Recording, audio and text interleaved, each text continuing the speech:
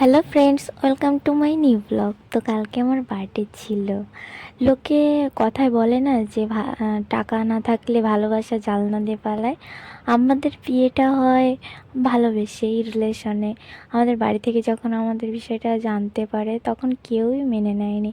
মানে কারণ ছেলে গরিব, সেহেতু সবাই মেয়ের বাড়ি থেকে কখনোই মেনে নিতে চায় না। তো সেরকম করে আমাদেরও মেনে নেয়নি। তো তারপরও আমি তাকে ছাড়িনি, আমি তাকেই বিয়ে করেছি। আর আমি যে কতটা হ্যাপি আছি সেটা আমি তাদের দেখাবো বলেই আমি তখন জেদ করেই ওর সাথে মানে বিয়ে করেছি।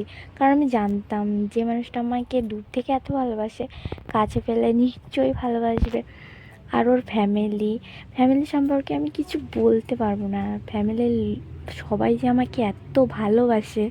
কালকে আমার জন্মদিন ছিল, আমি ভাবতে পারিনি যে আমি এত সুন্দর একটা দিন কাটাবো। আমার শরীরটা একটু অসুস্থ ছিল, তারপরেও মানে এত সুন্দর সব কিছু দেখে আমি আর অসুস্থ হয়েও থাকতে পারিনি। আমার শাশুড়ি মা নিজে হাতে আমার জন্য পায়েস রান্না করেছে, ফ্রাইড রাইস করছে, পনিরের তরকারি করছে, তারপর মিষ্টি কেক টেক সব কিছু নিয়ে আসছে আমার বর।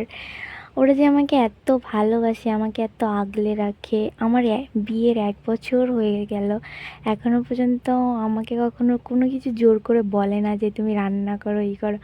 আমি বোঝাতে পারবো না যে আমি কতটা হ্যাপি আছি। আর বাবা মাকেও আমি জানতাম যে আমি এতটা হ্যাপি থাকবো, আর ঠিক সেরকমই আছি। আমার বর আমাকে পুরোই একটা মানে ছোট বাচ্চাকে যেমন করে কেয়ার করে, ঠিক সেমন করে আমাকে কেয়ার করে। তো কালকে আমার বার্থডে ছিল, দেখো আমাকে কত সুন্দর করে মানে আমি সাজুগুজু করছিলাম। তারপর আমাকে বরণ টরণ করলো, মালা কুমচি পরিয়ে আমার শাশুড়ি মাই করলো সব কিছু। তিনি আমাকে, মায়ের অভাব আমি এখনও পর্যন্ত বুঝতেই পারিনি এই বাড়িতে আসার পর। আমি যে আমার বাপের বাড়ি থেকে যে শ্বশুর বাড়িতে আছি কখনো মানে বুঝতে পারি না এমনটা। আমি বাপের বাড়িতে যেমনটা ছিলাম, ফোন ঘাঁটতাম সারাদিন ভরে, যেমন করে বেড়াতাম, ঠিক সেরকমটাই আছি। আমার কোনো কিছুতে কোনো চাপ নেই, আমি নিজের ইচ্ছা মতনই থাকি এখনও। তো কি বলবো, আমি যে এত ভালো একটা ফ্যামিলি পেয়েছি। হয়তো আমার টাকা পয়সা একটু কম আছে, কিন্তু কোনো দিক দিয়ে ভালোবাসার কোনো অভাব নেই। তো আমি খুব হ্যাপি আছি। আর আমার শ্বশুরমশাই বাড়িতে থাকেন না, তিনি দীঘাতে থাকেন, কাজ করেন। তাও তিনিও আমাকে হ্যাপি বার্থডে জানিয়েছেন ফোন করে।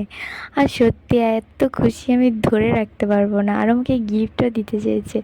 এত সুন্দর সুন্দর কথা বললেই ভালো লাগে, গিফট আর দেওয়া লাগে না। তো আর কি বলবো, বলে আমি শেষ করতে পারবো না আমার ফ্যামিলির কথা। তো আজকের মতো এই পর্যন্ত। ভালো লাগলে লাইক, কমেন্ট অ্যান্ড সাবস্ক্রাইব করে দেবে প্লিজ। টাটা।